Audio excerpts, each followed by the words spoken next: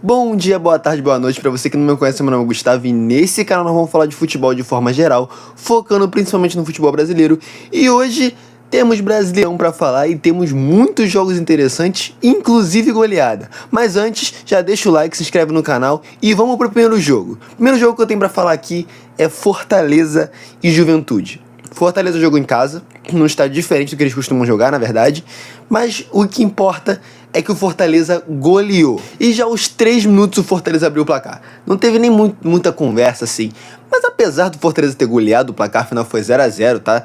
Mas apesar dessa goleada do Fortaleza, esse massacre em questão de gols só foi ficar realmente grande, realmente pior no segundo tempo. E na verdade pro final do segundo tempo. No primeiro tempo foi só um gol aos 3 minutos e aos 17 uma outra defesa do goleiro do Juventude e nada mais. No segundo tempo, aos 3 minutos já teve bola no travessão.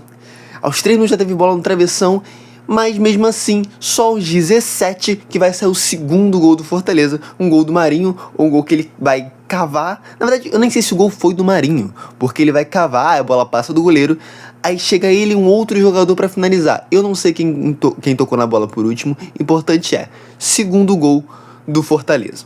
Bom, o Fortaleza até aí ganhando de 2-0 e, olha, falando assim da atuação do time, o Fortaleza ele vai jogar muito melhor do que o Juventude.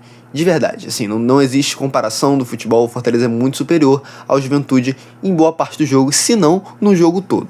Então já o outro gol do Fortaleza só vai lá para os 37 e ali vem uma sequência de gols, que vai ser 37, 41, 43 e fecha 5-0 pro Fortaleza, massacre, para dar confiança e não deixar dúvida de que quem ganhou assim, quem foi superior no jogo.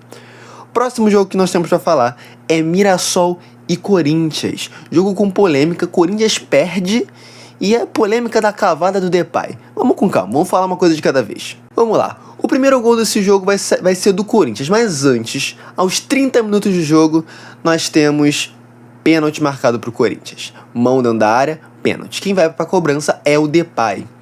Aí o Depay vai lá e cava. Ele manda uma cavadinha, o goleiro pega, ele tenta cabecear depois com um rebote e não consegue fazer o gol. O time todo do Mirassol vai pra cima dele pra xingar, reclamar, sei lá, rola uma mini confusão ali. Inclusive depois do jogo, um jogador do Mirassol vai fazer uma postagem reclamando, eu acho que até apagou a postagem inclusive. Mas seguindo o jogo, o Corinthians ele vai abrir o placar aos 52 ainda no primeiro tempo. Então assim, Corinthians abre o placar depois de ter perdido um pênalti, então supondo que o jogo já estivesse 2-0, o Corinthians estava numa boa vantagem. Mas 1-0 não foi o suficiente para trazer a vitória e nem um empate para o Corinthians. Começa o segundo tempo e já vem um empate do Mirassol. E o Mirassol que depois vai ampliar aos 20 minutos. Então o Mirassol vira o placar, aquele pênalti do Depay vai fazer falta agora, e lá pro finalzinho do jogo o Mirassol ainda poderia ter feito mais um, mas o gol foi anulado, então só 2-1 pro Mirassol, virada aí pro Corinthians, primeira derrota do Dorival. Vamos pro próximo jogo. Próximo jogo, Vitória e Vasco. Cara, eu fico muito triste de falar algumas coisas do Vasco. O Vasco, ele vai aí acumulando vergonha atrás de vergonha, já teve a vergonha na Sul-Americana, tomou 4 gols do Porto Cabello, e agora perde pro Vitória. Não que perder para o Vitória seja uma vergonha, mas da forma que foi sim. Vamos lá. O Vasco, ele abre o placar. Mas a questão não é essa. Antes do Vasco abrir o placar, eu tenho que dizer que aos 30 minutos mais ou menos, teve uma expulsão do jogador do Vitória. Ele sobe com o cotovelo lá no alto e o juiz olha no VAR e expulsa. Então, aos 30 minutos do primeiro tempo foi essa expulsão. Isso quer dizer que boa parte do jogo o Vasco esteve com um jogador a mais. Ele aproveita essa vantagem do primeiro tempo e aos 42, 43 minutos, o Vasco abre o placar com um gol de quem? Verratti. Sempre tem que ser do Verratti, e eu nem preciso dizer que o gol do Verratti foi de cabeça. É uma das únicas jogadas que o Vasco tem. Ele cruza a bola na área, acha o Verratti cabeceia e é gol do Vasco. 1-0, primeiro tempo, tranquilo aí pro Vasco. Então volta o segundo tempo. Aí você pensa assim, um jogador a mais, 1-0 no placar, tudo tranquilo pro Vasco, né? Vai ganhar. Dessa vez vai ser uma vitória sem preocupação, sem muito susto. Não foi não. Não foi nenhuma vitória, na verdade. Foi vitória do Vitória. Então vamos lá. Aos 15 minutos do segundo tempo, O Vitória empata o jogo. O vascaíno, que já estava acreditando numa vitória, já não acredita mais tanto.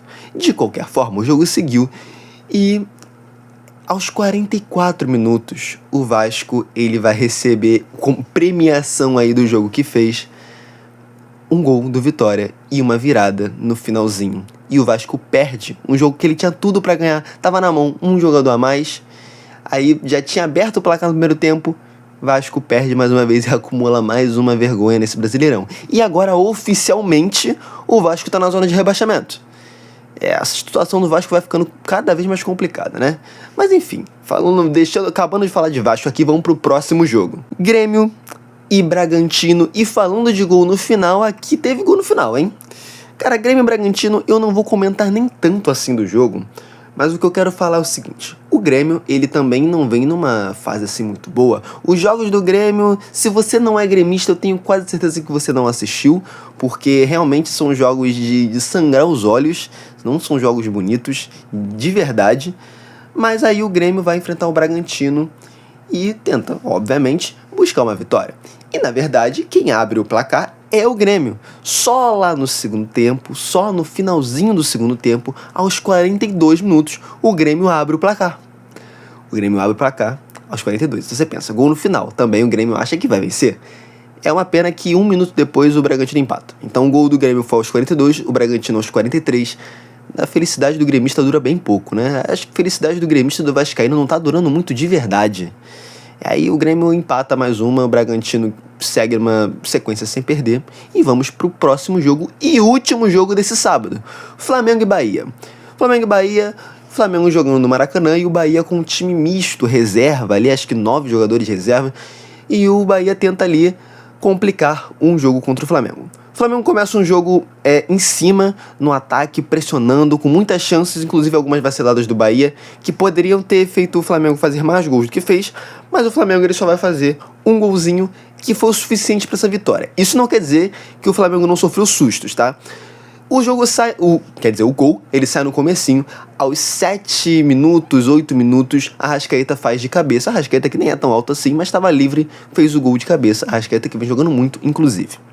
Bom, o jogo, ele estava até bem tranquilo para o Flamengo. Só que no segundo tempo, aos 30 minutos, o Gerson é expulso. Com um pisão ali no tornozelo do jogador do Bahia, o Gerson é expulso e o Bahia tenta ali buscar um empate, pelo menos, fora de casa, né? Mas não conseguiu. Inclusive, o Flamengo até tinha feito outro gol, que foi com... Eu esqueci quem foi que fez agora, se eu lembrar eu boto o nome do jogador aqui, mas não foi, o gol foi anulado, então o jogo só terminou 1-0 pro Flamengo.